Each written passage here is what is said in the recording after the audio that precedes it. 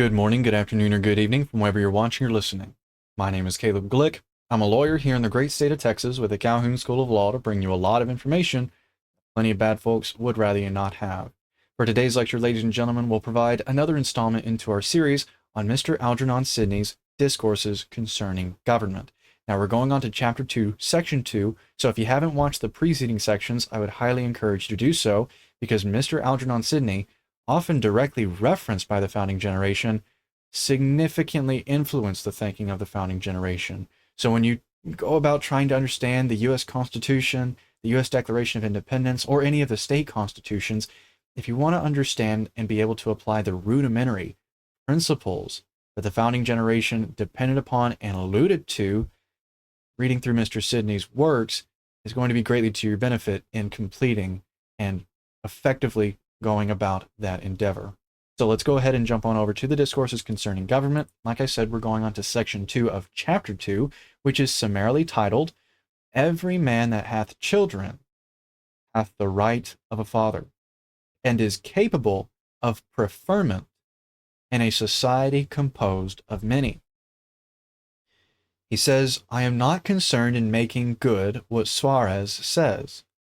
A Jesuit may speak that which is true, but it ought to be received as from the devil cautiously, lest mischief be hid under it. And Sir Robert's frequent prevarications upon the Scripture and many good authors give reason to suspect he may have falsified one, that few Protestants read if it served to his purpose. And not mentioning the place, his fraud cannot easily be discovered unless it be by one who has leisure to examine all his vastly voluminous writings.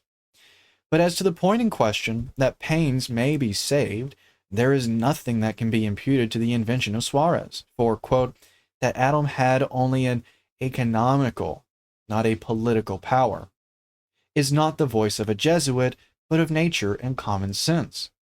For politic, signifying no more in Greek than civil in Latin, 'tis evident there could be no civil power where there was no civil society, and there could be none between him and his children, because a civil society is composed of equals, and fortified by mutual compacts, which could not be between him and his children, at least, if there be anything of truth in our author's doctrine. Quote, that all children do perpetually and absolutely depend upon the will of their father. Suarez seems to have been of another opinion, and observing the benefits we receive from parents and the veneration we owe to them to be reciprocal, he could not think any duty could extend farther than the knowledge of the relation upon which it was grounded, and makes a difference between the power of a father before and after his children are made free.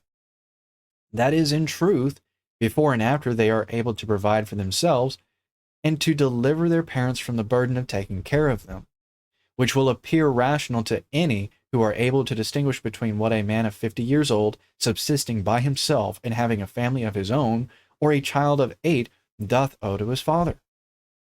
The same reason that obliges a child to submit entirely to the will of his parents, when he is utterly ignorant of all things, does permit and often enjoin men of ripe age to examine the commands they receive before they obey them.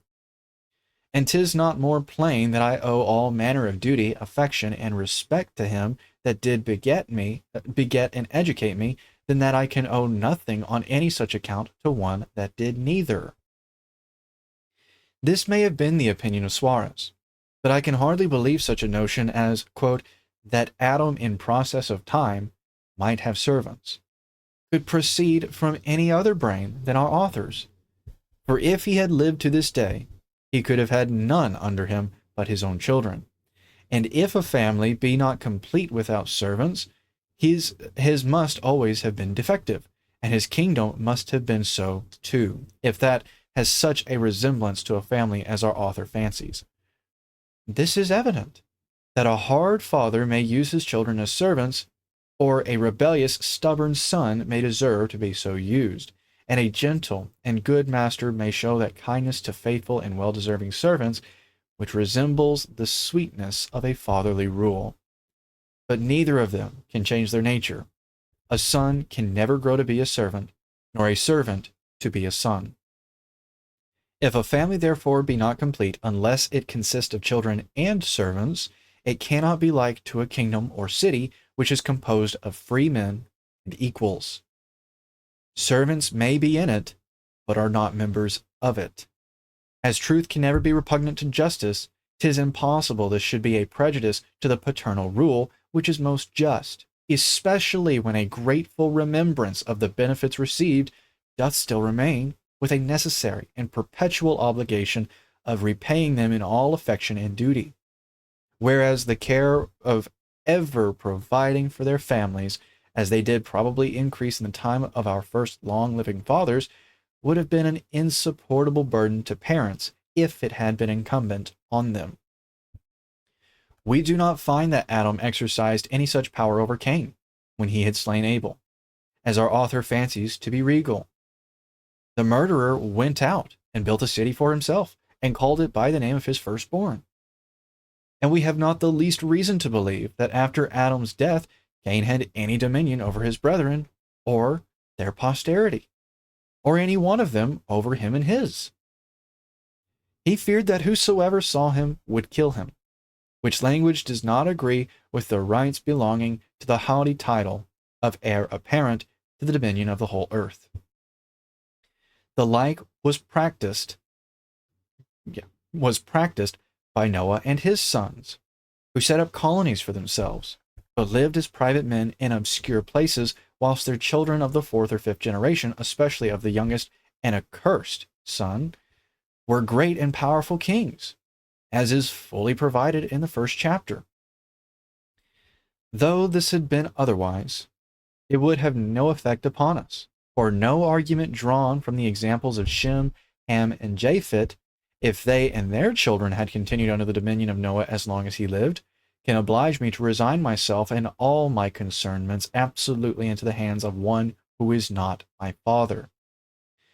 But when the contrary is evidently true in them and their next ensuing generations, 'tis an admirable boldness in our author to think of imposing upon us for an eternal and universal law, when the knowledge of our first progenitors is utterly extinguished, that which was not at all regarded by those who could not be ignorant of their own original, or the duty thereby incumbent upon them, or their immediate fathers then living, to whom the rights must have belonged, if there had been any such thing in nature, or that they had been of any advantage to them.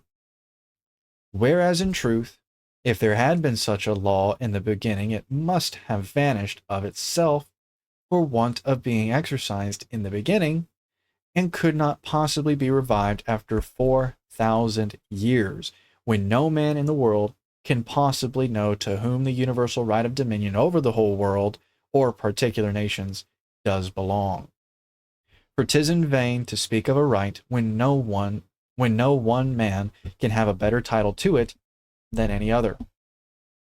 But there being no precept in the Scripture for it, and the examples directed or approved by God himself and his most faithful servants being inconsistent with and contrary to it, we may be sure there never was any such thing, and that men being left to the free use of their own understanding may order and dispose of their own affairs as they think fit. No man can have a better title than another unless for his personal virtues. Every man that in the judgment of those concerned excels in them may be advanced, and those nations that through mistake set up such as are unworthy, or do not take right measures in providing for a succession of men worthy, and other things necessary to their welfare, may be guilty of great folly, to their own shame and misery, but can do no injustice to any people in relation to an hereditary right, which can be naturally in none. So that is all Mr. Sidney had to say in section 2 of chapter 2. If you have any questions about what he said in section 2, maybe questions about what was said in the preceding sections, or maybe there's a different legal topic you'd like me to cover in a future lecture, go ahead and post those down in the comments, because the entire purpose of the Calhoun School of Law is to equip you with the necessary skills and information, such as this, to combat any sort of lawfare that will be waged against you, your loved ones, or your hard-earned property. So please, if you have any questions at all, go ahead and post them down in the comments. Equally, I hope you enjoyed this lecture, and if not, while you're down in the comments, go ahead and let me know how I can do better so I can best serve that purpose of helping you. I hope you'll have a wonderful day, and until I see y'all in the next lecture for the next topic, I bid you all farewell.